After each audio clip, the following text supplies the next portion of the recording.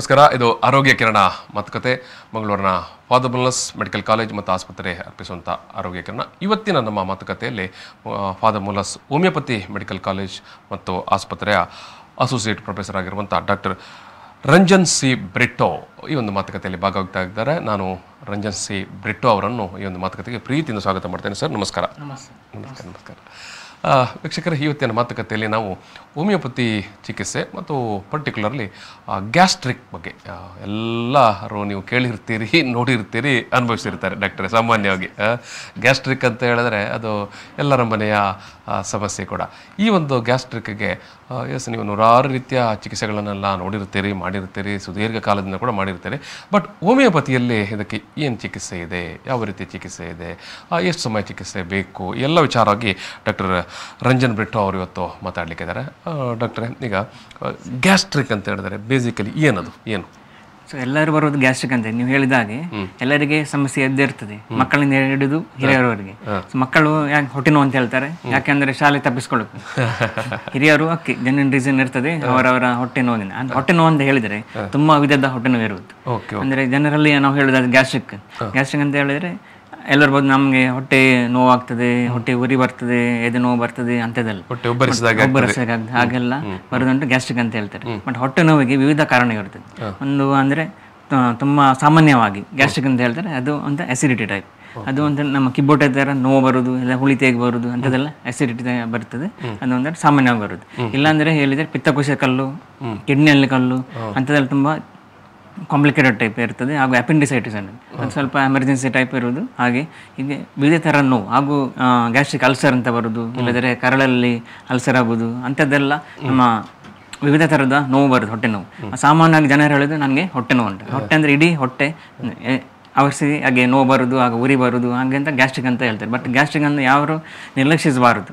ಹೊಟ್ಟೆ ನೋವು ಬಂದ ಕೂಡಲೇ ನಿಮ್ಮ ಹತ್ತಿರದ ವೈದ್ಯರಿಗೆ ತೋರಿಸಬೇಕು ಒಳ್ಳೇದು. ಇಲ್ಲದ್ರೆ ನಾವು ಮನೆ ಮದ್ದು ಮಾಡಿ ನಿಲ್ಲಿಸಿ ಮತ್ತೆ ಕಾಂಪ್ಲಿಕೇಶನ್ ಆಗಿ ಮತ್ತೆ ಆಸ್ಪತ್ರೆಯಲ್ಲಿ ಮಲಗಬೇಕಾಗ್ತದೆ. ಹಾಗಂತ ತಪ್ಪಿಸ್ಕೊಳ್ಳೋಕ್ಕೆ ನಾವು ಸ್ವಲ್ಪ ನಮ್ಮ ಜವಾಬ್ದಾರಿಯನ್ನು ಇರಿಸಿ ನಮ್ಮ ವೈದ್ಯರಿಗೆ ತೋರಿಸಿ ಅವರಿಂದ ಮದ್ದು ತಗೊಂಡ್ರೆ ಒಳ್ಳೇದು. ಇಲ್ಲದ್ರೆ ನಮ್ಮ ಬೇರೆ ಕಾಯಿಲೆಗೆ ಹಾಗೆ ಕಾರಣ. ಡಾಕ್ಟರ್, ಈಗ ನೀವು ಅಸಿಡಿಟಿಯನ್ನು ಉಲ್ಲೇಖ ಮಾಡಿದ್ರಿ. ಅಸಿಡಿಟಿಗೆ ಏನು ಕಾರಣ? ಅದೇ ಅಸಿಡಿಟಿಗೆ ವಿವಿಧ ಕಾರಣ ಇರ್ತದೆ. ಮೊದಲೇ ಆಗಿ ಆಹಾರದ ಪದ್ಧತಿ. ಅಂದ್ರೆ ಎಲ್ಲರೂ ಈಗ ಫಾಸ್ಟ್ ಆಗಿ ಮೂವ್ ಆಗ್ತಾ ಉಂಟು. ಫಾಸ್ಟ್ ಫುಡ್, ಜಂಕ್ ಫುಡ್ ಎಲ್ಲ ಈಗ ಕೊರೋನಾ ಬಂದ ನಂತರ ಎಲ್ಲ ಹೇಳದ್ ಬೇಡ, ಎಲ್ಲ ನಮ್ಮ ಫಿಂಗರ್ ಟಿಪ್ ಅಲ್ಲಿ ಉಂಟು. ಎಲ್ಲ ಬಟನ್ ಹೊಂದಿದ್ರೆ ಬರ್ತದೆ. ಮತ್ತೆ ಯಾವ ಆಹಾರ ತಿನ್ಬೇಕು ಅದು ನಮ್ಗೆ ಗೊತ್ತಿಲ್ಲ. ಬೆಳಗಿಂದ ಇರೋದು ರಾತ್ರಿವರೆಗೆ ಎಲ್ಲ ಹೊರಗಿಂದ ಪಿಜ್ಜಾ, ಬರ್ಗರ್ ಇರ್ಬೋದು, ಎಲ್ಲ ಜಂಕ್ ಫುಡ್ ಅಂತ ತಿನ್ಬಹುದು, ತಿನ್ಬಾರ್ದು ಅಂತಲ್ಲ, ಬಟ್ ಯಾವಾಗಲೂ ಬೇಡ. ಈಗಿನ ಕಾಲದಂತ ಯೋಜನೆ ಎಂತ ಮಾಡ್ತಾ ಇದೆ ಅಂದ್ರೆ ಎಲ್ಲ ಅದೇ ಬೆಳಗಿಂದ ರಾತ್ರಿವರೆಗೆ ಅದೇ ಬೇಕಾಗ್ತದೆ. ಮನೆ ಆಹಾರ ಅನ್ನು ಇಷ್ಟಪಡೋದಿಲ್ಲ, ಎಲ್ಲ ಹೊರಗಿನ ಆಹಾರ. ಇದು ಮುಖ್ಯ ಕಾರಣವಾಗಿ ಅಸಿಡಿಟಿಗೆ. ಇಷ್ಟ ಆಗುದಿಲ್ಲ, ರುಚಿ ಆಗುದಿಲ್ಲ, ಇಷ್ಟ ಆಗುದಿಲ್ಲ, ಎಲ್ಲ ಹೊರಗಿನ ಆಹಾರವನ್ನೇ ಅವಲಂಬಿಸಿ ಬರ್ತಾರೆ. ಹಾಗಾಗಿ ಜಾಸ್ತಿಯಾಗಿ ಈ ತರದ ಕಾಯಿಲೆ ಬರುವುದು. ಹಾಗೆ ಜಾಸ್ತಿ ಎಣ್ಣೆ ಪದಾರ್ಥ ಮತ್ತೆ ರಾತ್ರಿ ಹೊತ್ತಿಗೆ ತುಂಬಾ ಕರಿದ ಆಹಾರ ಸೇವಿಸುವುದು ಹಾಗೆಲ್ಲ ಆದ್ರೆ ಆಗುದು. ಕೆಲವು ಹೇಳ್ತಾರೆ ನಾನು ಕರೆಕ್ಟಾಗಿ ಮನೆ ಊಟ ಮಾಡ್ತೀನಿ ಆದ್ರೂ ಸಹ ನನಗೆ ಅಸಿಡಿಟಿ ಬರ್ತದೆ. ಯಾಕೆಂತ ಅದಕ್ಕೆ ಕಾರಣ ಇರ್ತದೆ. ಅಂದ್ರೆ ಟೈಮಿಂಗ್, ಊಟ ಮಾಡುವ ಟೈಮ್. ಮಧ್ಯಾಹ್ನ 3 ಗಂಟೆಗೆ ಊಟ, ರಾತ್ರಿ 11 ಗಂಟೆಗೆ ಊಟ ಮಾಡಿದ ಕೂಡಲೇ ಮಲಗೋದು. ಮತ್ತೆ ಬೆಳಗ್ಗೆ ಉಪಹಾರ ಮಾಡೋದಿಲ್ಲ, ಅರ್ಜೆಂಟ್ ಟೈಮ್ ಆಯಿತು ಹೋಗ್ಬಿಡು, ಒಂದು ಟೀ ಕುಡಿದು ಹೋಗೋದು, ಮಧ್ಯಾಹ್ನ ಊಟ ಮಾಡೋದು 1 ಗಂಟೆಗೆ. ಹಾಗಾಗಿ ಈ ಅಸಿಡಿಟಿ ಅನ್ನು ಜಾಸ್ತಿ. ಅಸಿಡಿಟಿ ಅಂದರೆ ನಮ್ಮ ಹೊಟ್ಟೆಯಲ್ಲಿ ಆ್ಯಸಿಡ್ ಜಾಸ್ತಿಯಾಗಿ ನಮ್ಮ ಇದೇ ಥರ ಬಂದು ನಮ್ಮ ಎಸೆಬೇಕಸ್ ಅಂತ ಹೇಳ್ತಾರೆ ಕರಳಲ್ಲಿ, ಅದು ಮೇಲೆ ಬಂದು ನಿಮಗೆ ಒಂಥರದ ಉಳಿತೆಗೂ ಬರೋದು ಅಂಥದ್ದೆಲ್ಲ, ಹೊಟ್ಟೆಯಲ್ಲಿ ಒಂಥರದ ಡಿಸ್ಕಂಫರ್ಟ್ ಆಗೋದು, ಹಾಗೆಂತ ಬರೋದು ಆಸಿಡ್ ಅಂತ ಹೇಳ್ತಾರೆ. ಈಗ ಹೋಮಿಯೋಪತಿಯಲ್ಲಿ ಯಾವ ರೀತಿ ನೀವು ಚಿಕಿತ್ಸೆಯನ್ನು ಮಾಡ್ತೀರಿ? ಅದೇ ಹೋಮಿಯೋಪತಿಯಲ್ಲಿ ವಿಶೇಷವಾಗಿ ಚಿಕಿತ್ಸೆಯನ್ನು ಕೊಡಲಾಗುತ್ತೆ. ಯಾಕೆಂದರೆ ಬೇರೆ ಕಂಪೇರ್ ಮಾಡಿದರೆ ಹೋಮಿಯೋಪತಿಯಲ್ಲಿ ನಾವು ರೋಗಕ್ಕೆ ಮದ್ದು ಕೊಡೋದಿಲ್ಲ, ರೋಗಿಗೆ ಮದ್ದು ಕೊಡೋದು. ರೋಗಿಯನ್ನು ನಿಮ್ಮ ಎದುರಲ್ಲಿ ಕೂರಿಸಿ ನಾವು ಹೇಳ್ತಾರೆ ಎಲ್ಲ ಕಂಪ್ಲೇಂಟ್ ಮಾಡೋದು. ಹೋಮಿಯೋಪತಿ ವೈದ್ಯರಲ್ಲಿ ಹೋಗಬೇಡಿ, ಯಾಕಂದ್ರೆ ಅರ್ಧ ಗಂಟೆ ತೆಗೆದು ಬೇರೆ 2 ನಿಮಿಷ ಆಗ್ತದೆ ಅಂತ. ಯಾಕಂದ್ರೆ ನಾವು ರೋಗಕ್ಕೆ ಮದ್ದು ಕೊಡೋದಿಲ್ಲ, ರೋಗಿಗೆ ಮದ್ದು ಕೊಡೋದು. ಹಾಗಾಗಿ ಅವರ ರೋಗ ಲಕ್ಷಣ ಎಲ್ಲ ಒಟ್ಟುಗೂಡಿಸಿ, ವ್ಯಕ್ತಿತ್ವವನ್ನು ಒಟ್ಟುಗೂಡಿಸಿ ಮತ್ತೆ ಎಲ್ಲ ಶೇಖರಣೆ ಎಲ್ಲ ಆದ ನಂತರ ಅವರಿಗೆ ಮದ್ದು ಕೊಡೋದು. ಅದೇ ಬೇರೆ ಪದ್ಧತಿ ಅಂದ್ಕೊಳ್ಳೋದ್ರೆ ಅಲ್ಲಿ ಒಂದು ಅಸಿಡಿಟಿಗೆ ಒಂದು ಮದ್ದು ಇರ್ತದೆ, ತಲೆನೋವಿಗೆ ಮದ್ದು ಇರ್ತದೆ. ನಮ್ಮಲ್ಲಿ ಹಾಗೆಲ್ಲ ಒಬ್ಬ ವ್ಯಕ್ತಿಗೆ ಒಂದು ಮದ್ದು ಇರ್ತದೆ, ಬೇರೆ ಹಾಗೆ ಇಬ್ರು ರೋಗಿಗಳು ಬರ್ತಾರೆ ಅಸಿಡಿಟಿ ಅಂತೇಳಿ, ಡಯಾಗ್ನೋಸಿಸ್ ಸೇಮ್ ಇರ್ತದೆ, ರೋಗ ಒಂದೇ ಥರ ಇರ್ತದೆ, ಬಟ್ ಅವರಿಗೆ ಕೊಡೋ ಮದ್ದು ಬೇರೆ ರೀತಿಯಾಗಿರುತ್ತೆ. ಒಬ್ಬರಿಗೆ ಕೊಡುವ ಮದ್ದು ಇನ್ನೊಬ್ಬರಿಗೆ ಆಗುದಿಲ್ಲ. ಇನ್ನೊಬ್ಬ ಇನ್ನೊಬ್ಬ, ಹಾಗಾಗಿ ಸ್ವಲ್ಪ ಪ್ರತಿಯೊಬ್ಬನ ವ್ಯಕ್ತಿಯ ದೇಹ ಪ್ರಕೃತಿ ಬೇರೆ ಬೇರೆ ಇರುತ್ತೆ. ಹೌದೌದು. ಹಾಗಾಗಿ ಅದನ್ನು ಅನುಸರಿಸಿ ಮತ್ತೆ ಮದ್ದು ಕೊಡಲಾಗುತ್ತೆ. ಸುಮ್ಮನೆ ಹೀಗೆ ಹೆಸರಿಡೆ ಅಂತ ಕೊಡಲಿಕ್ಕೆ ಆಗುತ್ತೆ, ತಲೆನೋವು ಆಗುತ್ತೆ ತಗೊಳ್ಳಿ ಹಾಗೆ ಅಂತ ಹೇಳಲಿಕ್ಕೆ ಆಗುದಿಲ್ಲ. ಇಷ್ಟೊಂದು ಅವರ ವ್ಯಕ್ತಿತ್ವ ನೋಡಿ ಅನುಸರಿಸಿ ಹಾಗೆ ಸ್ವಲ್ಪ ಟೈಮ್ ಹಿಡಿತದೆ, ಅದಕ್ಕೆ ಸ್ವಲ್ಪ ತಾಳ್ಮೆ ಬೇಕಾಗ್ತದೆ. ಖಂಡಿತ ಖಂಡಿತ ತಾಳ್ಮೆ ಬೇಕಾಗುತ್ತೆ. ತಕ್ಷಣಕ್ಕೆ ಇನ್ಸ್ಟೆಂಟ್ ಆಗಿ ಈಗ ಮೆಡಿಸಿನ್ ತಗೊಂಡು ತಕ್ಷಣವೇ ನನಗೆ ತಕ್ಷಣವೇ ಗುಣ ಆಗುದಿಲ್ಲ, ಸ್ವಲ್ಪ ಟೈಮ್ ಹೋಗ್ತದೆ. ಯಾಕಂದ್ರೆ ಈಗ ಮದ್ದು ತಗೊಂಡು ನಾಳೆನೆ ರಿಸಲ್ಟ್ ಸಿಗುದಿಲ್ಲ, ನಾಳೆ ನಿಮಗೆ ಗುಣ ಆಗುದಿಲ್ಲ, ಸ್ವಲ್ಪ ಟೈಮ್ ಆಗ್ತದೆ. ಮೇ ಬಿ 1 ವಾರ ಆಗ್ತದೆ, ಇದು 2 ವಾರ ಆಗ್ಬೋದು, ಕೆಲವು 3 ತಿಂಗಳು, ಕೆಲವು 6 ತಿಂಗಳು. ಅದು ನಮ್ಮ ಡಯಾಗ್ನೋಸಿಸ್ ಪ್ರಕಾರ ಯಾವ ಕಾಯಿಲೆ. 2 ತಿಂಗಳು 6 ತಿಂಗಳೆಲ್ಲ ಅಂತ ಆದ ಸಂದರ್ಭದಲ್ಲಿ ಈ ಮೆಡಿಸಿನ್ಗೆ ಒಂದು ಅಡಿಕ್ಟ್ ಆಗಿ ಬಿಡ್ತಾರಾ? ಅದೇ ಅಡಿಕ್ಟ್, ಅದು ಒಳ್ಳೆ ಪ್ರಶ್ನೆ. ಯಾಕೆಂದ್ರೆ ನಾವು ಆಗ್ತದೆ ಮದ್ದೆ ತಿನ್ನುವುದು. ಯಾಕಂದ್ರೆ ನಮ್ಮ ಹೋಮಿಯೋಪತಿಯಲ್ಲಿ ನೀವು ಎಲ್ಲಿ ಬೇಕಾದ್ರೆ ನೋಡಿ, ಎಲ್ಲಿ ಮದ್ದಿನ ಹೆಸರು ಹೇಳುದಿಲ್ಲ. ಎಷ್ಟು ರೋಗಿಗೆ ಮದ್ದು ಮಾತ್ಕೊಂಡು ಇದು ತಗೊಳ್ಳಿ, ಇದು ಒಂದು ಹುಡಿ ಉಂಟು, ಇದು ಮಾತ್ರೆ ಉಂಟು, ಇದು ಬೆಳಿಗ್ಗೆ ರಾತ್ರಿ ತಗೊಳ್ಳಿ ಹೋಗಿ ಅಂತ. ಮತ್ತು ಕೆಲವು ಮಾತ್ರ ಕೊಡ್ತಾರೆ, ಕೆಲವು ಡಾಕ್ಟರ್ಗಳು ಬರೆದು ಕೊಡ್ತಾರೆ. ಆದರೆ ಇಲ್ಲಿ ನೀವು ನೋಡ್ಬೇಕಾದ್ರೆ ಹೊರಗೆ ಹೋಮಿಯೋಪತಿ ಮೆಡಿಕಲ್ ಶಾಪ್ ತುಂಬಾ ಕಡಿಮೆ ಇರ್ತದೆ. ಹಾಗಾಗಿ ಅಲ್ಲಿ ಹೋಗಿ ಆನ್ ದ ಟೇಬಲ್ ಆಗಿ ಪ್ರಿಸ್ಕ್ರಿಪ್ಷನ್ ಸಿಗುದಿಲ್ಲ. ಮತ್ತು ಕೊಟ್ಟರೆ ಸಹ ಅವರು ನಮಗೆ ಕಾಲ್ ಮಾಡ್ತಾರೆ, ಇದು ಯಾವ್ದು ಮದ್ದು, ಹೆಂಗೆ ಅವ್ರಿಗೆ ಓದಿ ಬರಲಿ, ಅಷ್ಟು ಹ್ಯಾಂಡ್ ರೈಟಿಂಗ್ ಸ್ವಲ್ಪ ಹೀಗಿರೋದ್ರಿಂದ. ಮತ್ತು ಒಂದು ಸಹ ಸ್ವಲ್ಪ ಬೇರೆ ಮದ್ದಿಗೆ ಕಂಪೇರ್ ಮಾಡಿದರೆ ನಮ್ಮ ಮದ್ದು ಬೇರೆ ಇರ್ತದೆ, ಹೆಸರೆಲ್ಲ ಒಂಥರ ಬೇರೆ ಇರೋದು. ಹಾಗಾಗಿ ಸ್ವಲ್ಪ ಕಷ್ಟ. ಹಾಗೆ ರೋಗಿ ಅದಕ್ಕೆ ಅಂದರೆ ಆಗುದಿಲ್ಲ, ಅಂದರೆ ಆದರೂ ಸಹ ಅವ್ರಿಗೆ ಬಿಡಿಸ್ಬೋದು. ಅಂದರೆ ಈಗ ನಾವು ಮದ್ದು ಕೊಡೋದಾದರೆ ಒಂದೇ ಮದ್ದನ್ನು ರಿಪೀಟ್ ಮಾಡೋದಿಲ್ಲ. ಈಗ ಸಾಮಾನ್ಯವಾಗಿ ಮಾಡರ್ನ್ ಮೆಡಿಸಿನ್ ಅಥವಾ ನಾವೇನು ಅಲೋಪತಿ ಇಂಗ್ಲಿಷ್ ಮೆಡಿಸಿನ್ ಅಂತ ಹೇಳ್ತೇವೆ, ಒಂದು ಬಾರಿ ಡಾಕ್ಟರ್ ಬರೆದು ಕೊಟ್ರೆ ಮತ್ತೆ ಆಮೇಲೆ ಜನ ಡಾಕ್ಟರ್ ಹತ್ರ ಹೋಗುದಿಲ್ಲ, ಮೆಡಿಕಲ್ಗೆ ಹೋಗಿ ವರ್ಷಾನುಗಟ್ಲೆ ತಗೊಳ್ತಾರೆ, ಅದಕ್ಕೆ ಅಡಿಕ್ಟ್ ಆಗಿ ಬಿಡ್ತಾರೆ. ನಾವು ಹಾಗೆಲ್ಲ ಈಗ ಒಮ್ಮೆ ಮದ್ದು ಕೊಟ್ಟರೆ ಮತ್ತೆ ನೆಕ್ಸ್ಟ್ ಚೇಂಜ್ ಮಾಡಬೇಕಾಗ್ತದೆ. ಅವ್ರ ಪೇಷಂಟ್ಗೆ ಹೇಳ್ತೀನಿ, ಇದು ಮದ್ದು ಓಕೆ ಇಷ್ಟೇ ಟೈಮಿಗೆ ಮಾತ್ರ ಮತ್ತೆ ಬನ್ನಿ, ಇಲ್ಲದ್ರೆ ಮೆಡಿಕಲ್ ಹೋಗಿ ತಗೊಳ್ಬೇಡಿ, ನಿಮಗೆ ಗುಣ ಆಗುದಿಲ್ಲ, ಆದ್ರೂ ಬೇರೆ ಕಾಯಿಲೆ ಬರ್ಬೋದು ಹಾಗೆ ಅಂತ. ಹಾಗೆ ಹೀಗೆ ಎಡಿಕ್ಟ್ ಆಗಲಿಕ್ಕೆ ತುಂಬ ಕಷ್ಟ ಆಗುತ್ತೆ. ಡಾಕ್ಟರ್, ಈಗ ನೀವು ಹೇಳಿದ್ರಿ ಎಲ್ಲ ನಾವು ಏನು ಜಂಕ್ ಫುಡ್ ಮತ್ತು ರೆಡಿಮೇಡ್ ಫುಡ್ ಎಲ್ಲ ತಿನ್ನುವುದು ಅಂತ. ಈಗ ಈ ಒಂದು ಫುಡ್ ಹ್ಯಾಬಿಟನ್ನು ಅಥವಾ ಡಯಟ್ ಅನ್ನು ನಾವೊಂದು ಸಮರ್ಪಕವಾಗಿ ಪಾಲಿಸಿದರೆ ನಾವು ಈ ಎಸಿಡಿಟಿ ಅಥವಾ ಈ ಗ್ಯಾಸ್ಟ್ರಿಕ್ ಇಂದ ಮುಕ್ತರಾಗ್ಬೋದಾ? ಅದೇ ಒಂದು ಡಯಟ್ ಸಮರ್ಪಕ. ಕೆಲವು ಹೇಳ್ತಾರೆ ನಾನು ಕರೆಕ್ಟಾಗಿ ಟೈಮಲ್ಲಿ ಊಟ ಮಾಡ್ತೀನಿ, ಮನೆ ಊಟ ಮಾಡೋದು, ಜಂಕ್ ಫುಡ್ ಮಾಡೋದಿಲ್ಲ, ಆಯಿಲ್ ಎಲ್ಲ ಯಾವುದಿಲ್ಲ. ಆದ್ರೂ ಸಹ ಬೇರೆ ಕಾರಣಗಳಿರ್ತವೆ ಎಸಿಡಿಟಿ. ಆಹಾರ ಒಂದೇ ಅಲ್ಲ, ನಮ್ಮ ಲೈಫ್ ಸ್ಟೈಲ್ ಅಂತ ಜೀವನ ಶೈಲಿ ಮುಖ್ಯವಾದದ್ದು. ಅಂದ್ರೆ ಯಾವಾಗ ನಾವು ಈಗ ಎಂತ ಆಗಿದ್ದಾರೆ ಅಂದ್ರೆ ನೈಟ್ ಡ್ಯೂಟಿ ಡೇ ಡ್ಯೂಟಿ ಅಲ್ಲೇ ಇರ್ತದೆ. ಸೊ ರಾತ್ರಿ ಹಗಲಾಗ್ತದೆ, ಹಗಲೇ ರಾತ್ರಿ ಆಗ್ತದೆ. ಯಾವ ಕಾರ್ಯ ನಾವು ರಾತ್ರಿಯಲ್ಲಿ ಮಾಡ್ಬೇಕು, ಹಗಲಲ್ಲಿ ಮಾಡುವುದು, ಹಗಲಲ್ಲಿ ಮಾಡುವುದು ಕಾರಣ ರಾತ್ರಿ. ನಿದ್ರೆ ಇನ್ನೊಂದು ಮುಖ್ಯ ಕಾರಣ ನಿದ್ರೆ. ಕೆಲವು ನಿದ್ರೆನೇ ಇರೋದಿಲ್ಲ, ಎಲ್ಲ ಬಿಸ್ನೆಸ್ ಅದಂತ ಹೇಳಿ ನಿದ್ರೆಗೂ ಅಥವಾ ನಿದ್ರಾಹೀನತೆಗೂ ಗ್ಯಾಸ್ಟ್ರಿಕ್ ಸಂಬಂಧ. ಜಾಸ್ತಿ ನಿದ್ರೆಹೀನತೆ ಇದ್ರೆ ಜಾಸ್ತಿಯಾಗಿ 3-4 ಗಂಟೆ ನಿದ್ರಿಸ್ತಾರೆ. ಸಾಮಾನ್ಯವಾಗಿ 7 ರಿಂದ 9 ಗಂಟೆ ನಿದ್ರೆ ಬೇಕು ಒಬ್ಬ ಮನುಷ್ಯನಿಗೆ. 3-4 ಗಂಟೆ ನಿದ್ರೆ ಇದ್ರೆ ಅದು ನಮ್ಮ ಜೀರ್ಣ ಶಕ್ತಿಗೆ ಇದಾಗ್ತದೆ. ಹಾಗೆ ಅಸಿಡಿಟಿ ಜಾಸ್ತಿ ಆಗ್ಲಿಕ್ಕೆ ಚಾನ್ಸ್ ಉಂಟು. ಸರಿಯಾಗಿ ಜೀರ್ಣ ಆಗುದಿಲ್ಲ, ನಿಮ್ಮ ಪಚನ ಕ್ರಿಯೆಯಲ್ಲಿ ಸ್ವಲ್ಪ ವಿಳಂಬಿತ ಆಗಿ ಮತ್ತೆ ಬೇರೆ ಕಾಯಿಲೆ ಬರ್ಲಿಕ್ಕೆ ಚಾನ್ಸ್ ಉಂಟು. ಮತ್ತೆ ಆ ದಿನ ಇನ್ನೊಂದಂದ್ರೆ ನಮ್ಮ ಬ್ರೈನಿಗೆ ಸ್ವಲ್ಪ ರೆಸ್ಟ್ ಸಿಗುದಿಲ್ಲ, ಹಾಗೆ ಸ್ಟ್ರೆಸ್ ಜಾಸ್ತಿ ಆಗ್ಬೋದು ಅಷ್ಟೇ. ಹಾಗೆ ಬೇರೆ ಕಾರಣವಿದೆ, ನಮ್ಮ ಸ್ಟ್ರೆಸ್ ಮತ್ತೆ ಆನ್ಸೈಟಿ ಅಂತ ಹೇಳ್ತಾರೆ, ಅಂಜಿಕೆ ತರ ಎಲ್ಲ, ಇದೆಲ್ಲ ಸೇರಿ ನಮ್ಮ ಎಲ್ಲ ಜೀರ್ಣಶಕ್ತಿ ಮೇಲೆ ಪ್ರಯೋಗ ಆಗಿ ಮತ್ತೆ ಅದು ಅಸಿಡಿಟಿಗೆ ಕಾರಣ ಆಗಬಹುದು. ಖಾಲಿ ಆಹಾರ ಪದ್ಧತಿ ಅಲ್ಲ, ಬೇರೆ ಸಹ ಲೈಫ್ ಸ್ಟೈಲ್ ಅಂತ ಹೇಳ್ತಾರೆ. ಮತ್ತೆ ಇನ್ನೊಂದು ಕಾರಣ ಬೊಜ್ಜು. ತುಂಬಾ ಜನರಿಗೆ ಕೂತ್ಕೊಂಡೇ ಕೆಲಸ ಮಾಡುದು, ಕಂಪ್ಯೂಟರ್ ಒಳಗೆ ಇರ್ತಾರೆ, ಬೆಳಗಿನ ರಾತ್ರಿ ಅದೇ ತಿನ್ನುವುದು, ಚಿಪ್ಸ್ ಅದೆಲ್ಲ ತಿಂದು ಬೊಜ್ಜು. ಎಕ್ಸಸೈಸ್ ಇಲ್ಲ, ವಾಕಿಂಗ್ ಎಲ್ಲ ಇಂತೆಲ್ಲ ಜಸ್ಟ್ ಕೂತ್ಕೊಳ್ಳೋದು ಮತ್ತೆ ಬೊಜ್ಜು. ಆ ಬೊಜ್ಜನ್ನು ಹೇಳ್ತಾರೆ ಅವ್ರಿಗೆ, ನಾವು ಟೈಮಲ್ಲಿ ನಾನು ಸ್ವಲ್ಪ ಊಟ ಮಾಡೋದು ಅದು ಸಹ ಬೊಜ್ಜು ಇರ್ತದೆ, ಬಟ್ ಎಕ್ಸಸೈಸ್ ಇಲ್ಲ, ನಮ್ಮ ಶರೀರಕ್ಕೆ ಅಗತ್ಯ ಬರುವಂಥ ಎಕ್ಸಸೈಸ್ ಸಿಗುದಿಲ್ಲ. ಹಾಗಾಗಿ ಅಸಿಡಿಟಿ ಡೆವಲಪ್ ಆಗಿಂದ ಚಾನ್ಸ್ ಇರ್ತದೆ. ಸಾಮಾನ್ಯ ಕನಿಷ್ಠ ಅಂತ ಹೇಳಿದ್ರೆ ಅದು ಮಿನಿಮಮ್ ಎಷ್ಟು ಗಂಟೆಯ ವ್ಯಾಯಾಮವನ್ನು ಮಾಡಬೇಕು? ಅದೇ ಸಾಮಾನ್ಯವಾಗಿ ಒಂದು ಅರ್ಧ ಗಂಟೆ ಸಾಕು, ಸರಿಯಾಗಿ ಮಾಡಿದ್ರೆ. ಈಗ ವಾಕಿಂಗ್ ಅಂತ ಹೇಳ್ತಾರೆ, ನಾವು ಎಂತ ಮಾಡೋದು, ಈಗ ಪಕ್ಕದ ಮನೆ ಹೋಗಿ ಅಲ್ಲಿ ಮಾತಾಡೋದು, ಅಲ್ಲಿ ಹೋಗಿ ನಿಂತು ಮಾತಾಡೋದು, ಮತ್ತೆ ಫ್ರೆಂಡ್ಸ್ ಒಟ್ಟಿಗೆ ಮಾತಾಡೋದು, ಒಟ್ಟಿಗೆ ಹೋಗಿ ಹಾಗೆ ಇರಬಾರ್ದು. ವಾಕಿಂಗ್ ಅಲ್ಲ. ವಾಕಿಂಗ್ ನೀವು ಒಬ್ಬರೇ ಬೀಚ್ ಸೈಡ್ ರೋಡ್ ಸೈಡ್ ಇಲ್ಲಿ ನಿಮ್ಮ ಕಾನ್ಸಂಟ್ರೇಷನ್ ಮಾಡಿ ವಾಕ್ ಮಾಡುದು. ವೇಗದ ಬೇಡ, ನಿಮ್ಮ ಸಾಮಾನ್ಯ ನಡಿಗೆ ಸಾಕು. ವೇಗದ ನಿಮಗೆ ಕೆಲವೊಮ್ಮೆ ಹಾರ್ಟ್ನವರಿಗೆ ಮತ್ತೆ BP ಇದ್ದವರಿಗೆ ಸ್ವಲ್ಪ ಪ್ರಾಬ್ಲಮ್ ಬರ್ಬೋದು. ಹಾಗಾಗಿ ನಾರ್ಮಲ್ ಎಷ್ಟು ವಾಕ್ ಮಾಡ್ತೀವಿ, ನಾರ್ಮಲ್ ಸ್ಟೆಪ್ಸ್, ಈಗ ಮೇಲೆ ಕೆಳಗೆ ಬೇಡ, ಲೆವೆಲ್ ಅಲ್ಲಿ ವಾಕಿಂಗ್ ಮಾಡಿದ್ರೆ ಒಳ್ಳೇದು. ಈಗ ಹೋಮಿಯೋಪತಿಯಲ್ಲಿ ಕಂಪ್ಲೀಟ್ ಆಗಿ ನಮ್ಮ ಈ ಗ್ಯಾಸ್ಟ್ರಿಕ್ ಅನ್ನು ಕ್ಯೂರ್ ಮಾಡ್ಲಿಕ್ಕೆ ಆಗುತ್ತಾ? ಅದೇ ಶಾಶ್ವತವಾಗಿ ಪರಿಹಾರವನ್ನು ಕಂಡುಹಿಡಲಿಕ್ಕೆ ಆಗ್ತದೆ ಅಂತ ದೊಡ್ಡ ಪ್ರಶ್ನೆ. ಆದರೆ ಅದು ರೋಗವನ್ನು ಅವಲಂಬಿಸಿ ಮಾಡೋದು. ಕೆಲವರಿಗೆ ತುಂಬಾ ಅಲ್ಸರ್ ಅಂತ ಹೇಳಿದೆ, ಗ್ಯಾಸ್ಟ್ರಿಕ್ ಅಲ್ಸರ್, ಅದು ಕಾಂಪ್ಲಿಕೇಶನ್ ಆಗಿ ಇರ್ತದೆ, ಅದು ಸ್ವಲ್ಪ ಕಷ್ಟ ಆಗ್ಬೋದು. ಆದ್ರೆ ಸಹ ಸಾಮಾನ್ಯ 90% ಕಾಯಿಲೆಯನ್ನು ಗುಣಮುಖಿಸಬಹುದು. ಯಾಕೆಂದ್ರೆ ನಾನು ಹೇಳಿದೆ, ಹೋಮಿಯೋಪತಿಯಲ್ಲಿ ರೋಗಕ್ಕೆ ಅಲ್ಲ, ರೋಗಿಗೆ ಮದ್ದು ಕೊಡೋದಂತ. ಹಾಗಾಗಿ ಎಲ್ಲ ಅವನ ವ್ಯಕ್ತಿತ್ವವನ್ನು ಸೇರಿಸಿ, ರೋಗ ಲಕ್ಷಣವನ್ನು ಸೇರಿಸಿ, ಅದಕ್ಕೆ ಸಮರ್ಪಕವಾದ ಮದ್ದನ್ನು ಕಂಡುಹಿಡಿಯುವುದು, ಮತ್ತೆ ಅವರಿಗೆ ಮದ್ದು ಕೊಡಲಾಗುತ್ತದೆ. ಹಾಗಾಗಿ ಇವತ್ತು ಕೊಟ್ಟರೆ ನಾಳೆ ಗುಣ ಆಗುದಿಲ್ಲ, ಹಂತ ಹಂತವಾಗಿ ಗುಣಪಡಿಸಲಾಗಿದೆ. ಯಾಕಂದರೆ ನಾನು ಎಕ್ಸಾಂಪಲ್ ಕೊಡೋದಾದರೆ ಹೊಟ್ಟೆ ನೋವು, ಇವತ್ತು ತುಂಬ ಹೊಟ್ಟೆ ನೋವು ಇರ್ತದೆ, ಹೌದು.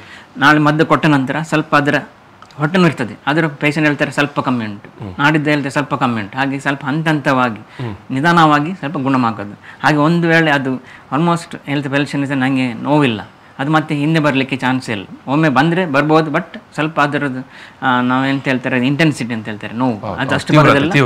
ತೀವ್ರತೆ ಬರೀ ಕಮ್ಮಿ ಇರ್ತದೆ ಹಾಗೂ ಬೇಗವಾಗಿ ಗುಣ ಆಗ್ಬೋದು. ಏನಾದರೂ ಮನೆ ಮದ್ದಿಂದ ಯಾವುದಾದ್ರು ಆಹಾರ ಪದ್ಧತಿಯಿಂದ ಅದು ಗುಣಪಡಿಸಲಾಗುತ್ತೆ, ಸುಮ್ಮನೆ ಮದ್ದು ಅಂತ ಬೇಕಾಗುವುದಿಲ್ಲ. ಓಕೆ ಡಾಕ್ಟರ್, ನಾವು ಸಣ್ಣ ಒಂದು ಬ್ರೇಕ್ ತಗೊಳ್ಳುವ.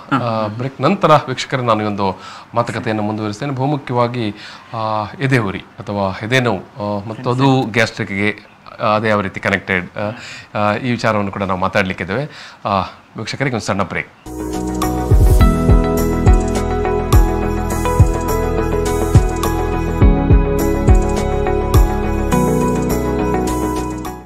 ಆರೋಗ್ಯ ಕಿರಣ ಮಾತುಕತೆಯನ್ನು ಮತ್ತೆ ಮುಂದುವರಿಸ್ತಾ ಇದ್ದಾನೆ. ಮಂಗಳೂರಿನ father Muller's homeopathy medical college ಮತ್ತು ಆಸ್ಪತ್ರೆ ಅರ್ಪಿಸುವಂಥ ಆರೋಗ್ಯ ಕಿರಣ. ಈ ಒಂದು ಮಾತುಕತೆಯಲ್ಲಿ ಇವತ್ತು ನಮ್ಮ ಜೊತೆಗೆ ಡಾಕ್ಟರ್ ರಂಜನ್ ಸಿ ಬ್ರಿಟ್ಟೋ ಅವರು, associate professor homeopathy medical college ಮತ್ತು ಆಸ್ಪತ್ರೆ. ನಾವು ಈಗಾಗಲೇ ಮಾತನಾಡೋ ಸಂದರ್ಭದಲ್ಲಿ ಗ್ಯಾಸ್ಟ್ರಿಕ್ ಬಗ್ಗೆ ಮಾತಾಡ್ತಾ ಇದ್ದೆವು. ಯಾಕೆ ಬರುತ್ತೆ, ಏನು ಕಾರಣ, ಏನಿದು ಅಸಿಡಿಟಿ, ಜೀವನ ಶೈಲಿಗೂ ಅದಕ್ಕೂ ಏನು ಸಂಬಂಧ, ಎಲ್ಲ ವಿಚಾರವಾಗಿ ಮಾತಾಡಿದೆವು. ನಾನು ಮತ್ತೆ ಈ ಒಂದು ಮಾತುಕತೆಯನ್ನು ಮುಂದುವರಿಸುವಾಗ ಡಾಕ್ಟ್ರೆ, ಅನೇಕ ಮಂದಿಗೆ ಸಾಮಾನ್ಯವಾಗಿ ಪದೇ ಪದೇ ಕಾಡುವಂಥದ್ದು ಎದೆ ನೋವು ಅಥವಾ ಎದೆ ಉರಿ. ಈಗ ಅದು ಗ್ಯಾಸ್ಟ್ರಿಕ್ಗೆ ಯಾವ ರೀತಿ ಕನೆಕ್ಟೆಡ್ ಆಗಿದೆ?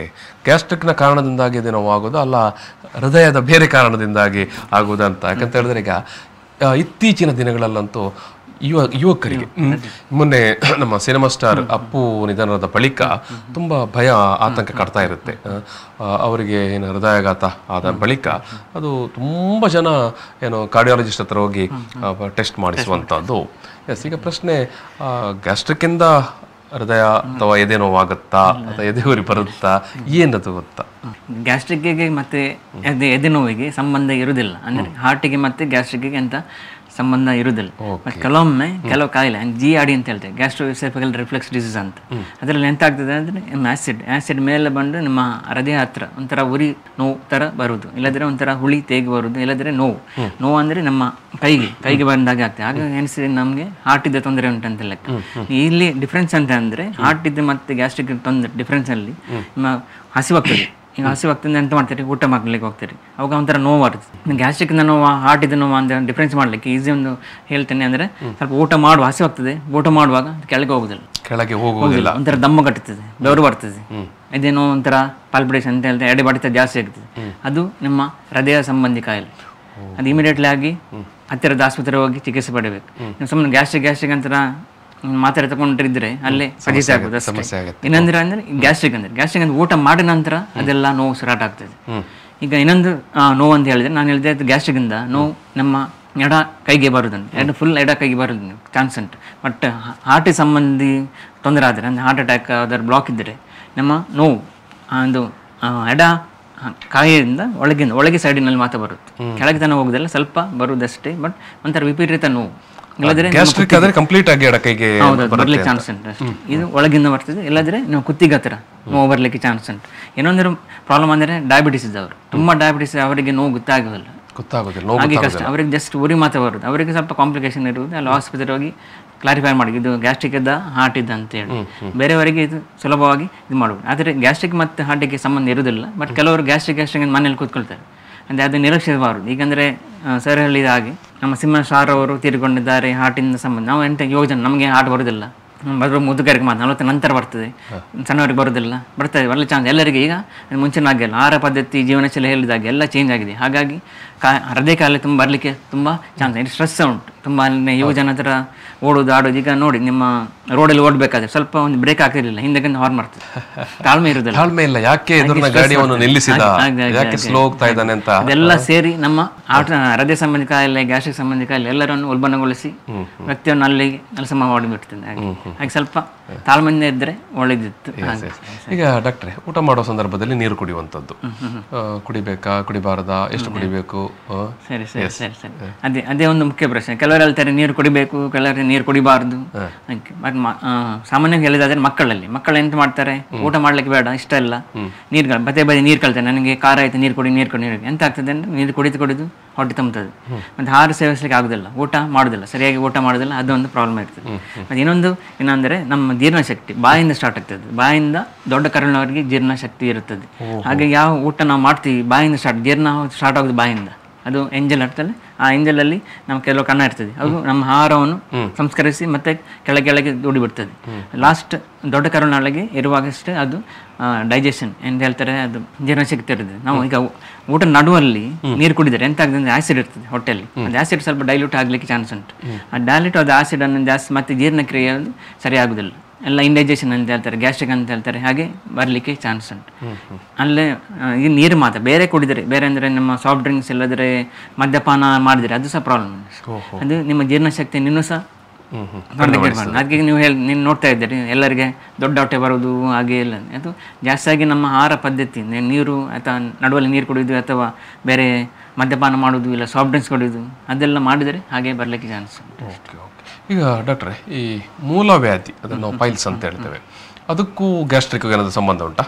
ಅದೇ ಮೂಲವ್ಯಾಧಿ ಮತ್ತೆ ಗ್ಯಾಸ್ಟ್ರಿಕ್ ಸಂಬಂಧ. ಯಾಕೆಂದರೆ ಒಬ್ಬ ವ್ಯಕ್ತಿಗೆ ತುಂಬ ಟೈಮ್ ಗ್ಯಾಸ್ಟ್ರಿಕ್ ಉಂಟು, ಅವನು ಎಂತ ಅಂದರೆ ಆಸಿಡ್ ತುಂಬ ಜಾಸ್ತಿ ಆಗ್ತದೆ ಸೆಕೆಂಡ್.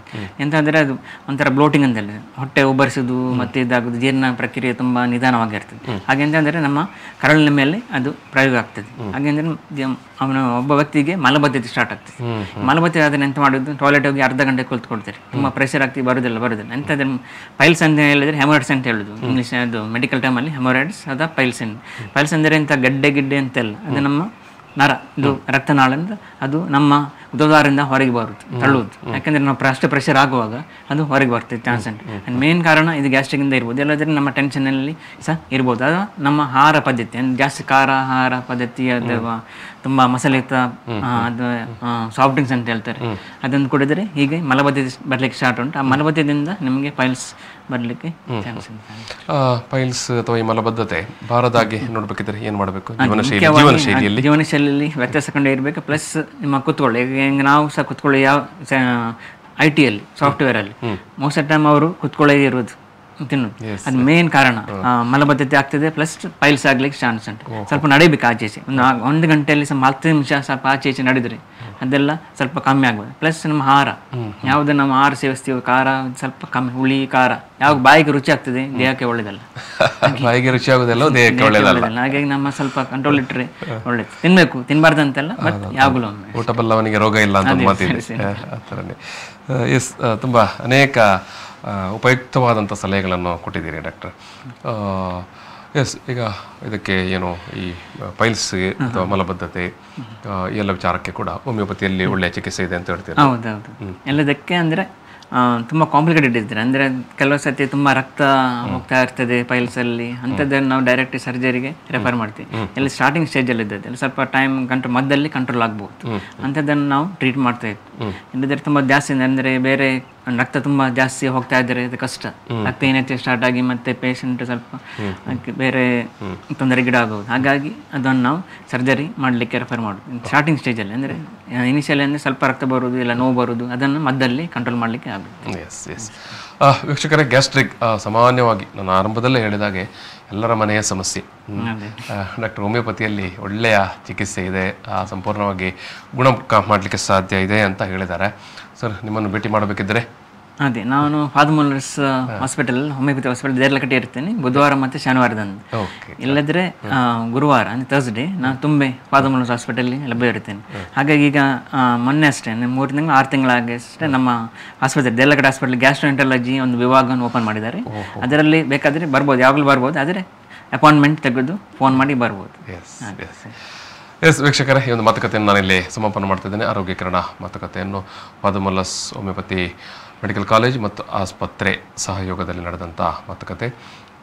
ಯಾವ ರೀತಿಯಾಗಿ ಗ್ಯಾಸ್ಟ್ರಿಕ್ಗೆ ನಾವು ನಮ್ಮ ಜೀವನ ಶೈಲಿ, ಜೀವನ ಪದ್ಧತಿ, ಆರೋಗ್ಯ ಪದ್ಧತಿಯನ್ನು ಚೆನ್ನಾಗಿ ಅಳವಡಿಸಿಕೊಳ್ಳುವ ಮೂಲಕ ಜೊತೆಗೆ ಒಂದಷ್ಟು ವ್ಯಾಯಾಮ ಹೌದು ಅನ್ನು ರೂಢಿಸಿಕೊಳ್ಳುವ ಮೂಲಕ ಒಳ್ಳೆಯ ಆರೋಗ್ಯವನ್ನು ಪಡೆಯಲಿಕ್ಕೆ ಸಾಧ್ಯ ಇದೆ ಅನ್ನೋ ವಿಚಾರವನ್ನು ಡಾಕ್ಟರ್ ರಂಜನ್ ಸಿಬ್ರಿಟ್ಟೋ ಅವರು ನಮ್ಮ ಮುಂದೆ ಇಟ್ಟಿದ್ದಾರೆ. ನಾನು ಸಮಸ್ತ ವೀಕ್ಷಕರ ಪರವಾಗಿ ಡಾಕ್ಟರೇ ನಿಮಗೆ ಪ್ರೀತಿಪೂರ್ವಕ ಧನ್ಯವಾದಗಳು. ಎಸ್, ಈ ಒಂದು ಮಾತುಕತೆಯಲ್ಲಿ ಸಮಾಪನ ಮಾಡ್ತಿದ್ದೇನೆ. Thank you.